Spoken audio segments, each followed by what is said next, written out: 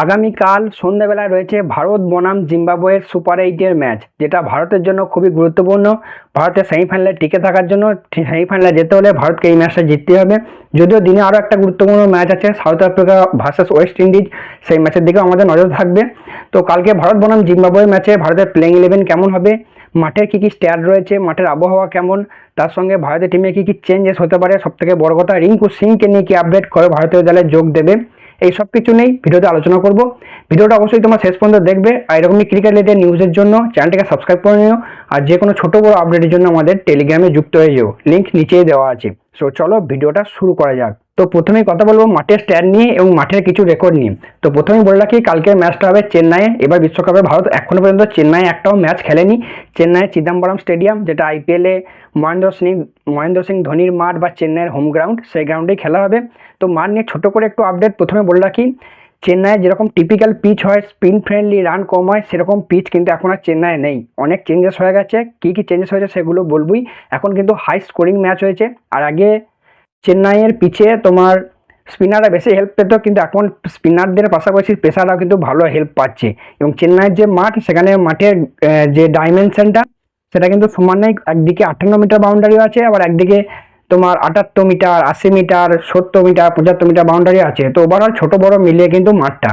তো মাঠের যে স্ট্যাট, রিসেন্ট কিছু ম্যাচ হয়েছে এই ওয়ার্ল্ড কাপে, আফগানিস্তান বনাম কানাডা, সেখানে আফগানিস্তান 200 রান করেছিল এবং কানাডা তোমার চেস করতে নেমে 118 রান করে। তারপরে কানাডা নিউজিল্যান্ডে একটা ম্যাচ হয়েছিল, কানাডা ফার্স্ট ব্যাট করে 173 রান করেছিল, নিউজিল্যান্ড সেটা চেস করে দিয়েছিল। তারপর ইউএসএ ভার্সেস নামিবিয়ার একটা ম্যাচ হয়েছিল, যেখানে ইউএসএ কিন্তু 199 রান করেছিল। তো ওভারঅল বলতে পারো যে হাই স্কোরিং একটা ম্যাচ হবে। আর এখানে ব্যাটিং ভার্সেস বলিং, মানে ফার্স্ট ব্যাটিং ভার্সেস ফার্স্ট বলিংয়ের যে কথা যদি আলোচনা করি, এখানে যারা ফার্স্ট ব্যাট করে তারা 33% ম্যাচ জিতেছে, যারা সেকেন্ড ব্যাট করে তারা কিন্তু 67% ম্যাচ জিতেছে। অর্থাৎ যারা চেস করেছে তারা কিন্তু ম্যাচ বেশি জিতেছে। তবে এবারে বলে রাখি, মানে কালকের ম্যাচে কিন্তু একটা ডিউ ফ্যাক্টর বড় এফেক্ট করবে বা ডিউ ফ্যাক্টর থাকবে। তো সেক্ষেত্রে তুলনামূলকভাবে চেস কিন্তু সহজ হয়ে যাবে। আর বাকি যদি কথা বলি এভারেজ ফার্স্ট ইনিংস স্কোর নিয়ে, এখানকার এভারেজ ফার্স্ট ইনিংস স্কোর হচ্ছে 181 এবং সেকেন্ড ইনিংস এভারেজ স্কোর হচ্ছে 159। যেমনটা বললাম, একটা হাই স্কোরিং ম্যাচ কিন্তু হতে চলেছে। আর এখানকার হায়েস্ট টোটাল হচ্ছে গিয়ে 200, যেটা মানে এই মাঠের হায়েস্ট টোটাল 200, যে টি-20 মানে টি-20 ইন্টারন্যাশনালের কথা বলছি, সেখানে যেটা বানিয়েছিল কিন্তু আফগানিস্তান এই ওয়ার্ল্ড কাপেই। আর এই মাঠের হাইয়েস্ট চেজ হচ্ছে 183 রান, যেটা নিউজিল্যান্ড করেছিল। এবং পেসার ভার্সেস স্পিনারদের কথা যদি বলি, এই মাঠে পেসাররা 57% উইকেট নেয় এবং স্পিনাররা কিন্তু 43% উইকেট নেয়, বা বলতে পারো এক প্রকার 50-50। এবং যেটা বললাম যে এখন পেসারদের কিন্তু যথেষ্ট ভালো সাহায্য থাকছে এই মানে এই টি-20 বিশ্বকাপে যে পিচ চেঞ্জ হয়েছে সেই চেঞ্জের পর থেকে। এবার আসি আমাদের পরবর্তী আপডেট নিয়ে, সেটা হচ্ছে টিম নিউজ নিয়ে। তো কী কী টিম নিউজ আছে, এবং ভারতের আজকে একটা ছোট্ট করে প্র্যাকটিস সেশন ছিল, অপশনাল প্র্যাকটিস সেশন ছিল, সেরকম প্র্যাকটিস করতে কেউ আসেনি। তার সঙ্গে প্র্যাকটিস করতে এসে আমাদের ভারতের ব্যাটিং কোচ শ্বেতাংশু কোটাক, সে কিন্তু ইন্টারভিউ দিয়েছে এবং সে বেশ কিছু আপডেট সেখানে দিয়েছে। সবথেকে বড় আপডেট সবারই মনে যে প্রশ্নটা, সেটা হচ্ছে রিঙ্কু সিংকে নিয়ে। তো শ্বেতাংশু কোটাক বলে দিয়েছে যে রিঙ্কু সিং যে বাড়ি গেছিল তার পিতা অসুস্থ বা সিরিয়াস কিছু কন্ডিশন, কিন্তু সে বলেছে যে ইন্টারভিউতে যে রিঙ্কু সিং আজকে রাতের মধ্যে ভারতীয় দলের সঙ্গে যোগ হবে।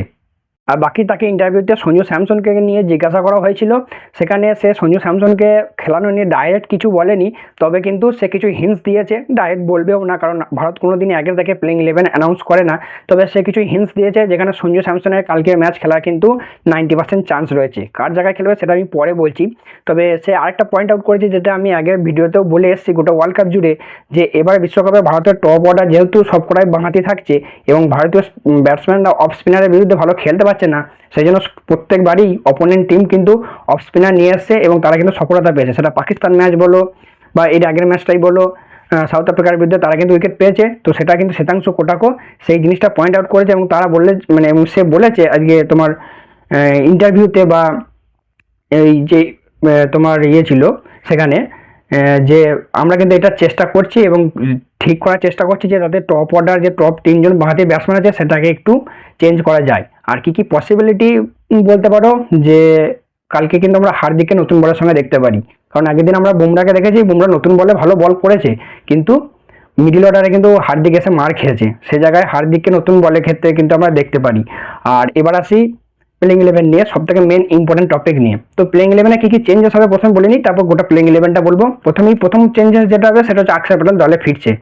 এটা 100% কেন 1000% কনফার্ম প্লেইং 11 আকসার প্যাটেল খেলছে, যেটা যে ভুলটা ভারত আগের ভিডিও মানে আগের ম্যাচে করেছিল সেই ভুলটা কিন্তু আর করবে না। আর বাকি কালকে সঞ্জু স্যামসনের খেলার চান্সও খুব বেশি। এবার কার জায়গায় খেলবে, অনেকে বলবে তিলক ভরমা না অভিষেক শর্মা। তো এখনো পর্যন্ত যা টিমের আপডেট রয়েছে তারা মানে অভিষেক শর্মাও খেলছে, তিলক ভরমাও খেলছে। তাহলে কে খেলবে না, সেটা হচ্ছে রিঙ্কু সিং। কারণ রিঙ্কু সিং যেটা বললাম তার পিতার কন্ডিশন খুব একটা ভালো নয়, সে বাড়ি গেছে এবং আগের ম্যাচের পর যে দুটো প্র্যাকটিস সেশন হয়েছে সে কিন্তু প্র্যাকটিস সেশনে একটাতেও যুক্ত হতে পারেনি। অতএব তার মেন্টালি মানে তার মনের মধ্যে অন্য কিছু চলবে, তার মধ্যে একটা প্রেশার থাকবে। সেই জন্য হয়তো তার ম্যাচে সেই প্রভাবটা তার ম্যাচেও পড়তে পারে, তার ম্যাচে খেলার সময় পড়তে পারে। অতএব তাকে না খেলানোর চান্স খুব বেশি। তাছাড়া যেটা বললাম, সে তো প্র্যাকটিস সেশন একটাও অ্যাটেন্ড করেনি, তাই প্র্যাকটিস সেশন না করে ডাইরেক্ট ম্যাচ খেলার বলে মনে হয় না। তো রিঙ্কু সিংয়ের পরিবর্তে আমরা সঞ্জু স্যামসনকে দেখতে পারি। তবে সেখানে আর একটা টস আপ রয়েছে, রিঙ্কু মানে সঞ্জু স্যামসন নাকি ওয়াশিংটন সুন্দর রিঙ্কু সিংয়ের পরিবর্তে কে খেলবে। যদিও সঞ্জু স্যামসনের খেলার চান্সটাই বেশি, তবে ওয়াশিংটন সুন্দর খেললেও খুব একটা অবাক হওয়ার কিছু নেই, কারণ ওয়াশিংটন সুন্দরের কিন্তু একটা হোম গ্রাউন্ড। ওয়াশিংটন সুন্দর হচ্ছে তামিলনাড়ু বা চেন্নাইয়েরই ছেলে। তো সেক্ষেত্রে একটা ম্যাচ আপের জন্য কিন্তু ওয়াশিংটন সুন্দরকেও প্লেইং 11-এ রাখতে পারি। তো ওভারঅল যেটা ভারতের প্লেইং 11 দাঁড়াচ্ছে সেটা হচ্ছে গিয়ে তোমার অভিষেক শর্মা, তার সঙ্গে সঞ্জু স্যামসন, 3 আসছে আমাদের গিয়ে ঈশান কিষানের ব্যাটিং অর্ডার কালকে চেঞ্জ হবে, যেটা ঠিক নিউজিল্যান্ডের সিরিজে হয়েছিল, আমি আগের ভিডিওতে আলোচনা করেছি।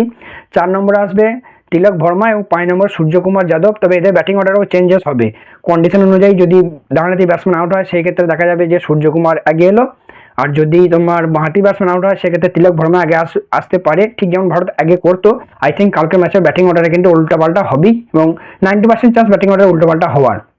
আর 6-7-এর মধ্যে উল্টোপাল্টা হবে, সেটা হচ্ছে হার্দিক আর দুবে। 6-7 থাকছে, আর 8-এ আমাদের আকসার থাকছে, আর 9-10-11 হচ্ছে বরুণ, হার্দিক এবং বুমরা। তো এই হচ্ছে ভারতের মোটামুটি প্লেইং 11, বা বলতে পারো আমার মতামত বা এখনো পর্যন্ত যা টিম নিউজ আছে সেখান থেকে এই আপডেটটাই উঠে আসছে। তো এই ছিল আজকের ভিডিও। বাকি তোমাদের মতামতে ভারতের বেস্ট প্লেইং 11 কি হতে পারে সেটা অবশ্যই কমেন্ট করে জানিও। ভিডিও ভালো লাগলে লাইক করো, চ্যানেলটিকে সাবস্ক্রাইব করে নিও। সো চলো দেখা হচ্ছে পরবর্তী ভিডিওতে।